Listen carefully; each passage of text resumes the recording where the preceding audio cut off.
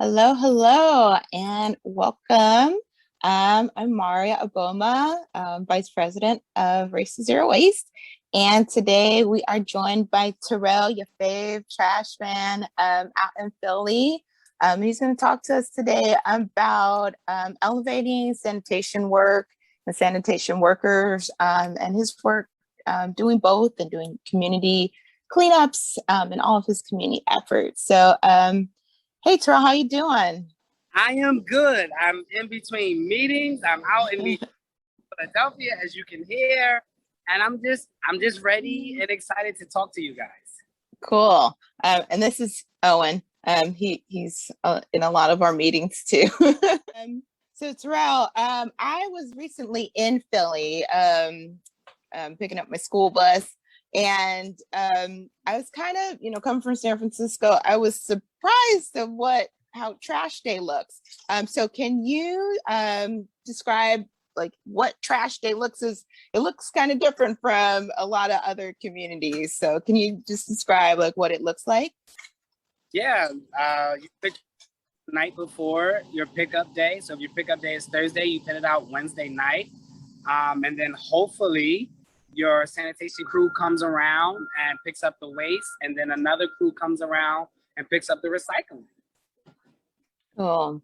But is it in cans? I saw like bags. We don't have standardized cans here in Philadelphia.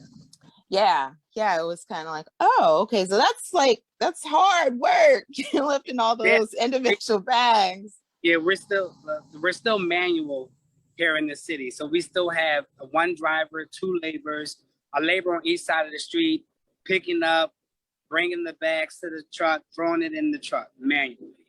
Yeah. So yeah, I can really, really understand the campaign during COVID to get PPE. And can you just talk about that? So I think the number is like up to 300. So 300 sanitation workers in the city of Philadelphia had contracted COVID or was exposed or tested positive or had to.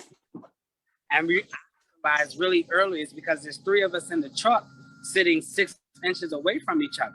So I was like, hey, we need gloves, we need cleaning supplies to clean the truck every day. We need KN95, so that's what the CDC says that is the best mask to use.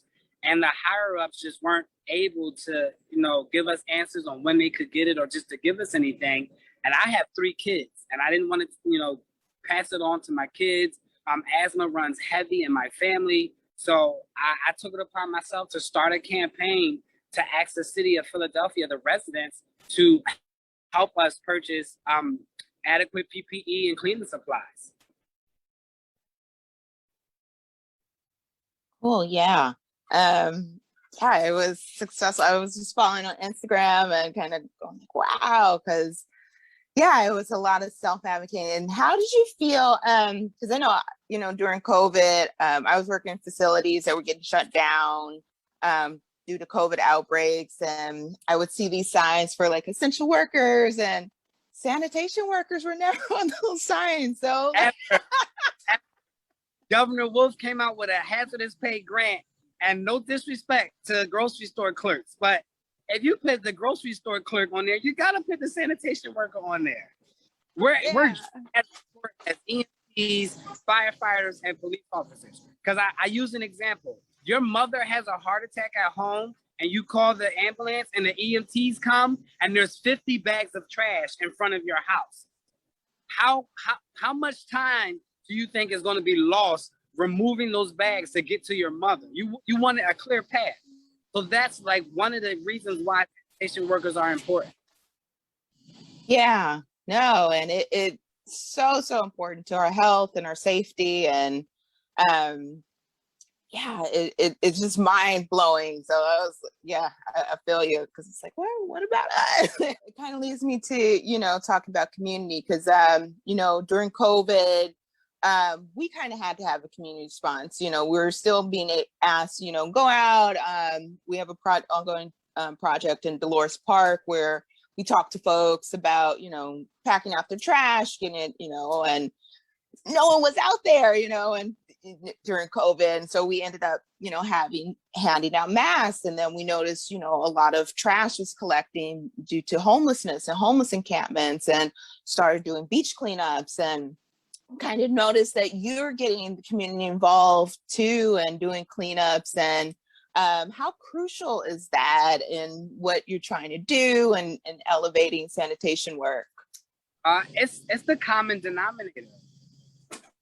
Because of the way the city is and how much litter is in the city, a lot of it contributes to the gun violence, to the homelessness, to the opioid and the drug epidemics that we're going through in certain neighborhoods. A lot because of how dirty the actual streets are. So if I can shift perspective and shift the narrative on like, hey, this neighborhood cares about itself. We're actually going to clean. We're going to keep it clean. We're going to clean up every week. Then that shows, higher ups and city council and the powers that be, like, let's pump resources into this neighborhood because they're taking care of themselves. They're sustaining themselves. So that's my whole idea. Like, and also like every child in this city deserves to play on a clean street. My kids shouldn't play a game where they walk down the street and try to point out their favorite potato chip bag. That shouldn't be a game. So that's like the common denominator. Like, the cleaner we are, the more we can focus on all the other issues. So let's just remove that as a crutch altogether. Yeah, it does open up so many things, because, like when I started in, there it was just litter, just picking up trash. And, now it's, advocating for food access, because, where did all this trash come from? It comes from us not having access to, fresh foods, and, right. And having restaurants and, those spaces that we can have reusable containers and, right. Fresh produce. So yeah, up. Cool. And I also want to talk, because, something that I found out last year, that Dr. King, when he was assassinated, he was organizing sanitation workers, and it was going to go down to be a general strike. And, I just, I kind of took the deep dive and was like looking at, all the records, and how, even Dr. King's father ended up signing on like after. And so can you just talk about like the political side of, this work? Because I don't think folks think it's political. It is. It's extremely political, because when you think about it, our streets commissioner transparently isn't doing a great job, but the mayor is scared to fire him, or people feel like he shouldn't be fired. He should just be moved. And so it's a lot about connections and how long you've been here. And so to me, I'm like, if the streets commissioner isn't doing his job, let's find somebody who can. And city council and the mayor is like, I agree with you. He isn't doing his job right, but we can't fire him. And it's just like, nah, like what? If I'm at work and I get 3 pink slips, I'm fired. I'm pretty sure he's probably racked up about 50 pink slips by now. There's just been so many incidents in the city where it's like, hey, streets department, you got to do something.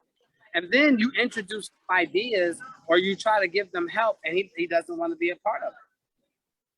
Yeah. So what are you kind of doing to sustain yourself through this frustrating process? Because again, I've been there. I'm working, trying to get through to my city's, supervisor, and they're like, here, I'm on a community advisory committee, and it's the same thing. You say these things, you're in the room, but then, so how do you sustain yourself? How do you keep that energy and the momentum going? Because I'm just literally trying to solve a problem, and I love to be a problem solver. So, like for instance, he didn't want to hear the idea, so I went off and I launched the app myself. So now there's an app in Philadelphia that we're going to pay people to pick up the litter and try to get somebody on every single block here in the city.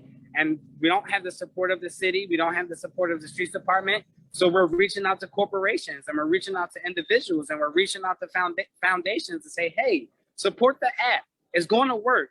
Here's some pilot areas. Here's some data.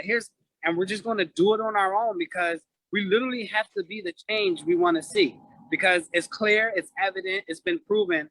He doesn't want to be a part of it. He's not going to let the streets department be a part of it. And you know, the Philly model is, if somebody don't do for you, you do for yourself. So we're going to do for ourselves. And I've been, you know, using all of my resources and my brand and my platform to get people excited, to get people to download it, to get corporate sponsors, to get people to sponsor. So that's where my energy is. And it's working out. Slowly but surely it's working out. Yeah, no, keep working, because you're working for yourself, you know, and Right. that's one of the most hopeful things, I think, you know, is everyone talks, you know, so horribly about, you know, COVID, but, you know, mutual aid and how we were able to respond ourselves to our community. Because, yeah, the government was silent, you know, from local to federal, on every level, they were silent. So, kudos, and yeah, thank you. You're big inspiration. Thank you. I appreciate that. Yeah. So yeah, thanks for joining us. No problem. Thanks for having me. Yeah. Well, hopefully you inspire others to keep getting involved and keep going in their neighborhoods and making the change. Yeah, I will. It takes all of us. So we all got to do our part.